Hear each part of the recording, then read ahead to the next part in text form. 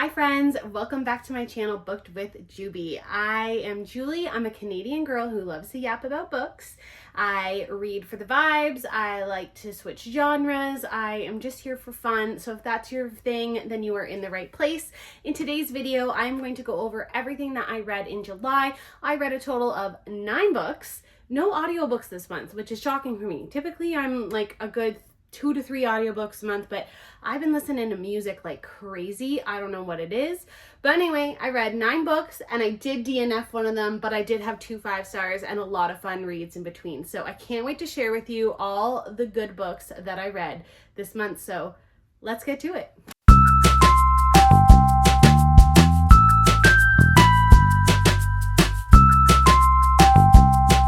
Okay, so the first book that I read in July was Pictures of You by Emma Gray. I will be honest with you, this started off and hooked me at the beginning, but it really fell flat for me at the end. I ended up rating it a 2 stars. Basically, this follows the story of Evie. She wakes up after this really terrible accident and can't remember really who she is, and she can't remember anyone in her current life. She almost wakes up as if she's 16 all over again. So that means she doesn't remember her husband, her in-laws, her family, all of it. She then ends up interacting with someone from her past that is trying to help her rediscover who she is. And the hook got me. At first I was like, okay, really interesting. And to be honest with you, like it was pretty good. And then just by the end, I don't know what happened there. And I really didn't enjoy it that much. I feel like I just finished it to finish it. I really wanted to like it, but it felt a little too YA for me. And I know that this author is known for her YA, although this one's not supposed to be YA, but it does flash back to like the past self. So 16, 17, 18, 19-year-old Evie. And I get that, and that's okay, but it read YA to me. And I'm not hating on YA. It wasn't the vibe I wanted for this book, because YA has its place, but for me, it wasn't in this one. And so I didn't love this one as much as I wanted to. And then the ending, I didn't love it. I'm gonna be honest with you. It fell flat for me. But, you know, I think I would probably try some of her other books. I know she wrote The Last Love Note, which people really rave about. So maybe I'll give it another chance. But for me, this one was a no. Okay, next book I read was so fun to read for the summertime. And I've been in a bit of a romance loving vibe right now. I think it's because it's summer and I love like a good summer romance. And so yeah, I've been eating these up. And the book I read was Bridesmaids for Hire by Meghan Quinn. I'm pretty sure this is the second Meghan Quinn book I've read.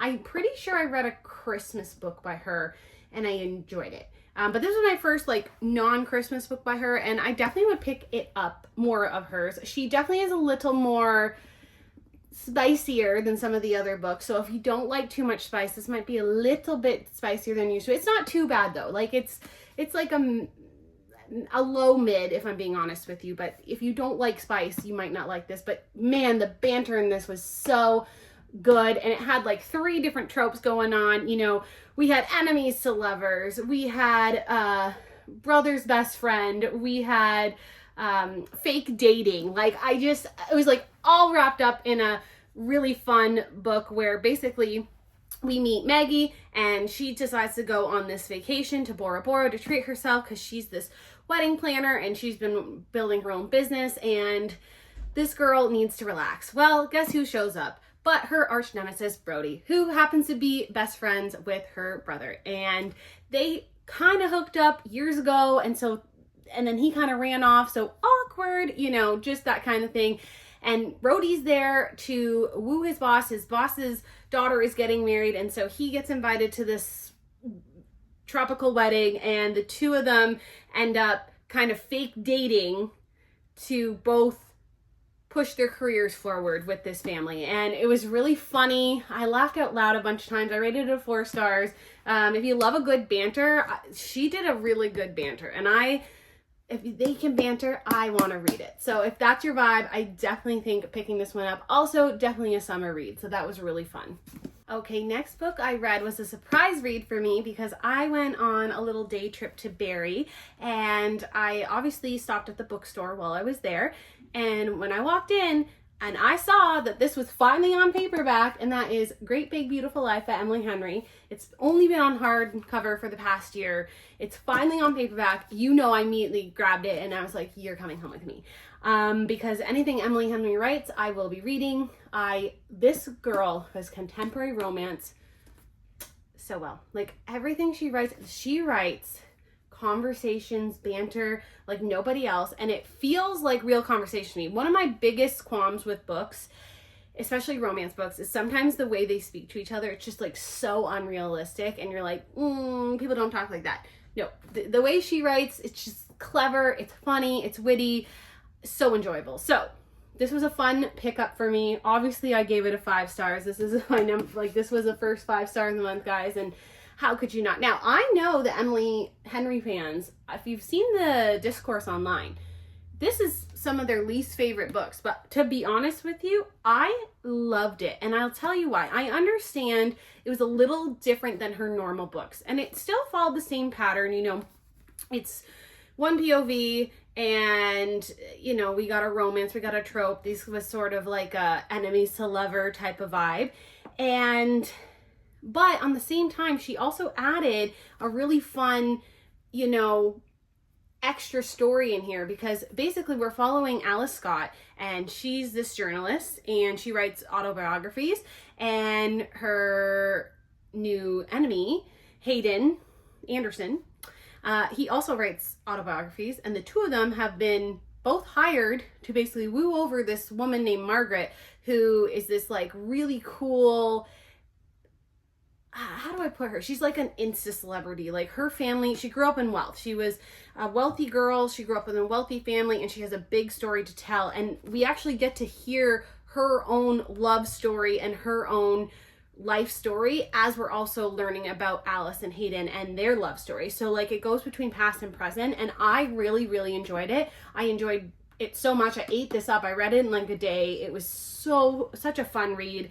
And if that's your vibe, I definitely think you'll like it. If not, just try anything Emily Henry. I think you will enjoy it. It's contemporary romance, and also this was also a really good summer read if you're still looking for stuff to read into August. Okay, so the next book that I read in July was one that I purposely put on my TBR because I feared a reading slump back in June. I was like, I don't know what to do here. So I'm going to throw this author on because she's guaranteed to get me out of a reading slump, and that's Freida McFadden, and I chose The Crash. Now, I know this is not a summary book. Typically, I like to keep things with the vibes of the time, of the season, whatever.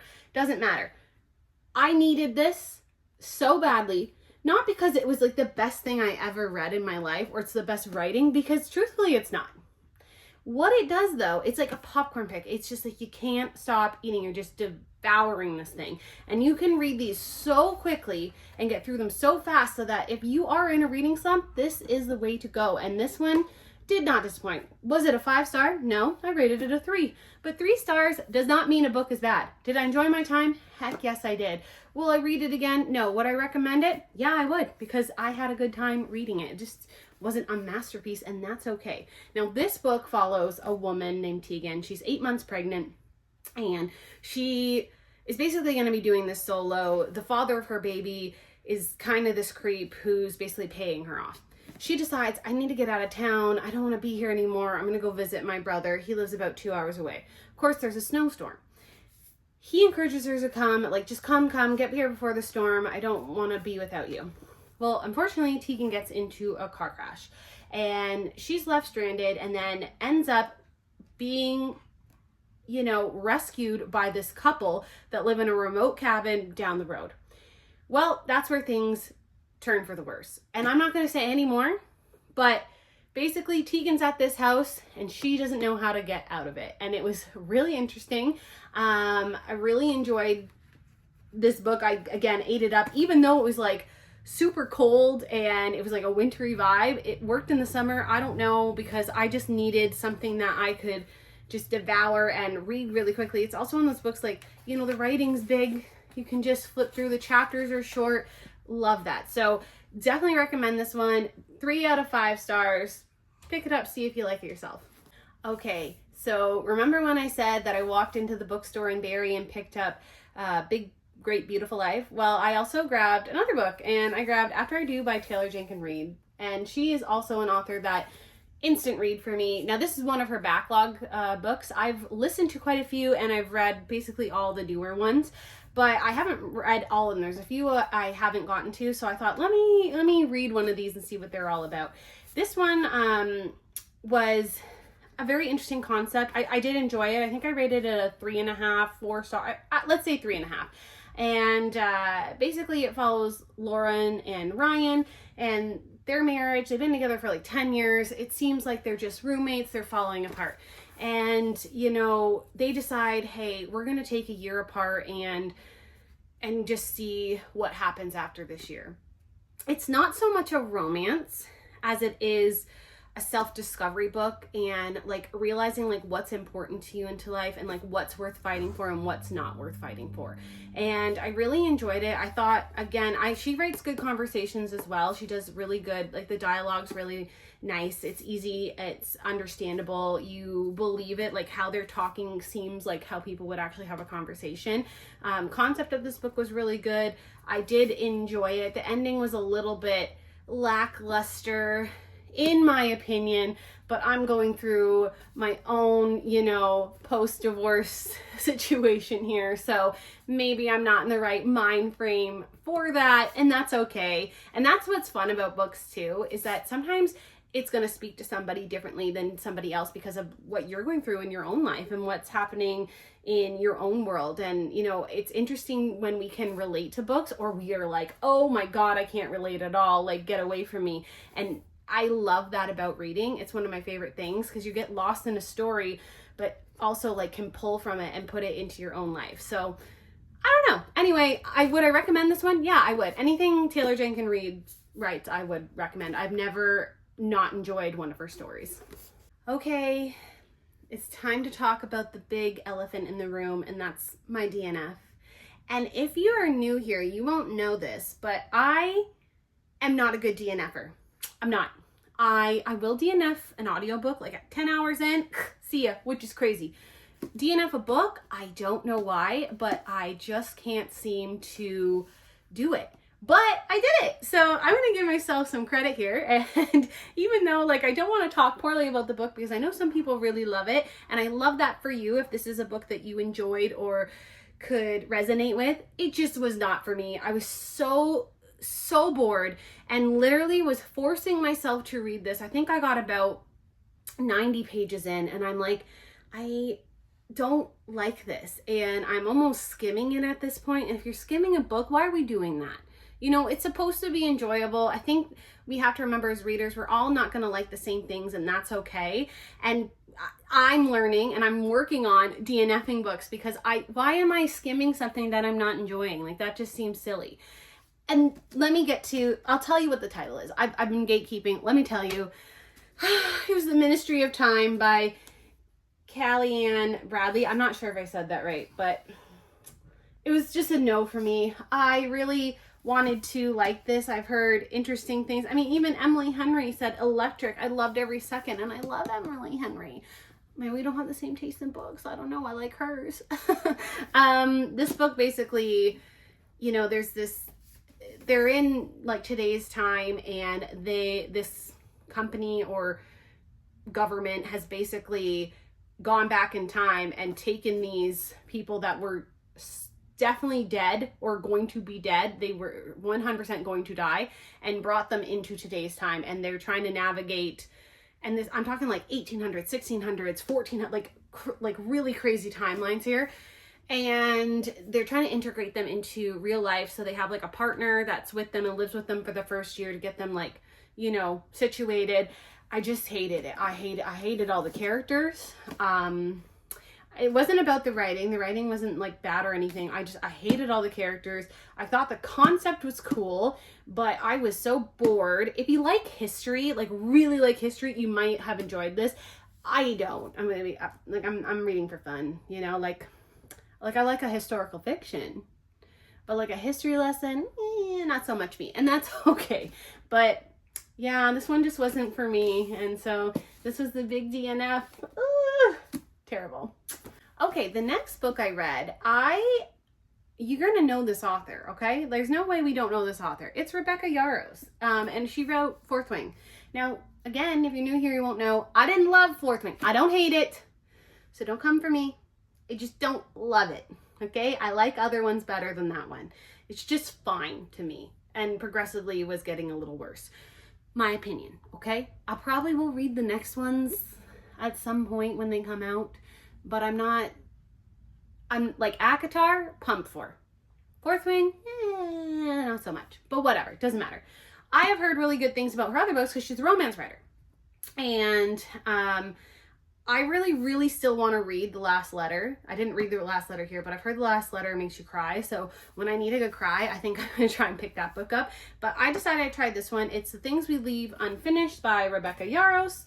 It was fine. I think it's like a 3, like a 2.75, 3 area. Like I go on the lower side than the higher side.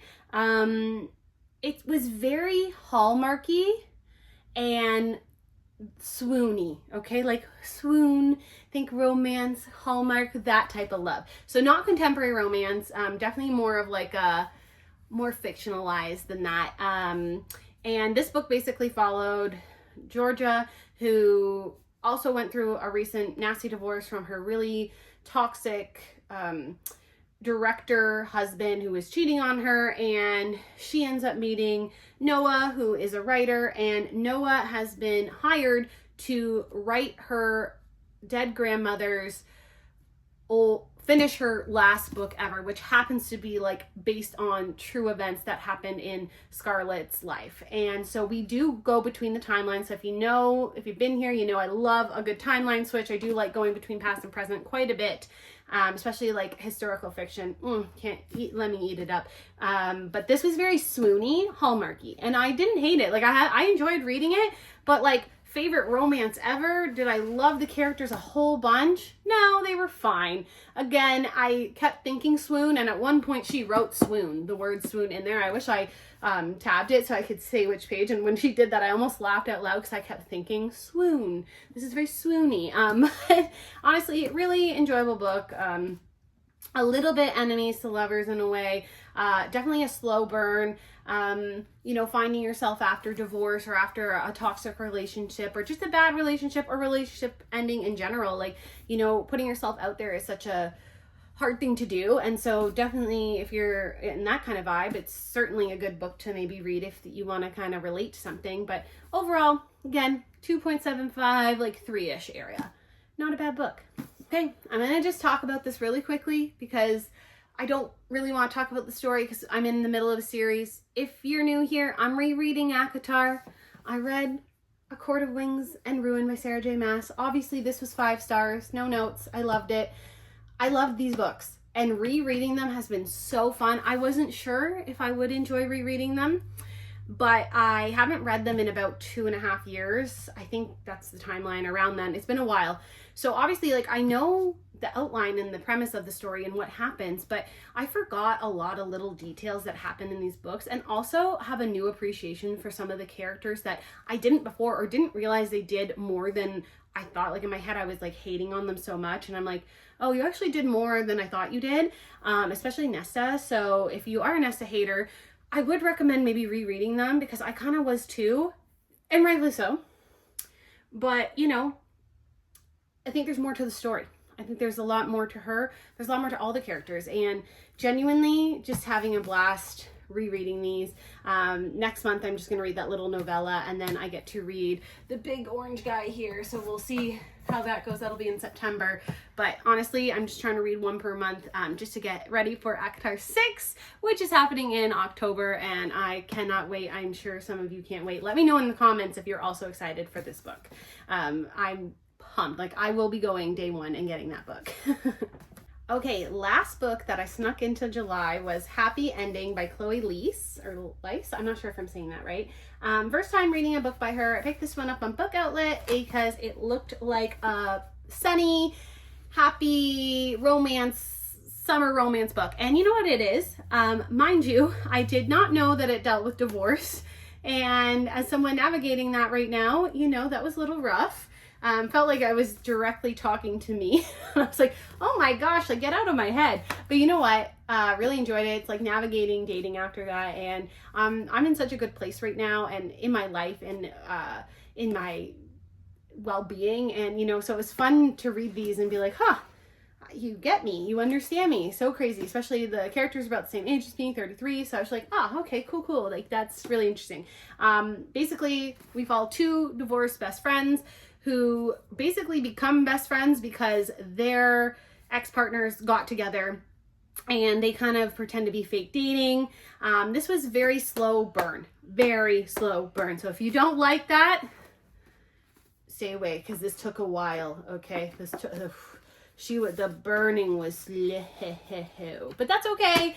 And it is actually a summer read. It does deal with dual timelines, just like a couple years prior when they met to where they are now 2 years later, and they are best friends and sort of where they're at in their relationship.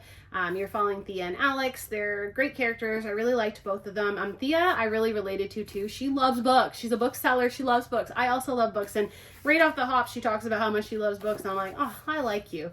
Alex is this really, they call him hot chef. And I mean, say less. We love a hot chef. So maybe we need to manifest that for me. I don't know.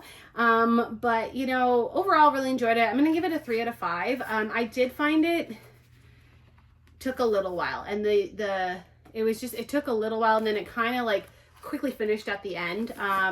Would definitely read another book by her though, like very enjoyable. Was it the best romance book I ever read in my life? No. But again, a 3 is nice. Like I enjoyed it, I had fun with it and would definitely recommend. So if you're looking for something a little summery, just to end off August, this is also a very good choice. Okay, so there you have it. Again, no audiobooks. I'm sorry. Normally I read or listen to some audiobooks and I just did not get around to it this last couple of months. I've been listening to a lot of music. I go through phases where I'm just like all about albums or all about audiobooks and I really just, I don't know, the audiobooks weren't hitting the same right now. I definitely want to get back into them, but I think it'll be like a fall vibe for me at this point. I think I just need to get through some because also like Ariana Grande's new album just came out July 31st. So I'm going to be listening to that on repeat. I don't know about you guys. Let me know in the comments if you're also an Ariana Grande fan, but you know, loving that album so far. It's been great. And then also let me know what other music you're into or what kind of audiobooks you're listening to. Maybe give me a good rec for one because clearly I need one. As always, I love you guys so much. This month was such an interesting month because I had a lot of awesome books, a lot of mid books, and then a real DNF. So I was a little proud of myself. I know I'm proud of myself for DNFing a book. And as always, I love you all so much and I hope you have a happy reading month. And if you're loving this video or you want to check out some of my other videos, I do unboxings, I do reviews, I do TBRs, I do all sorts of things. If there's something you would like to see, let me know in the comments. And I just love you all so much. If you haven't already subscribed, hit the subscribe button and we'll talk later. Bye.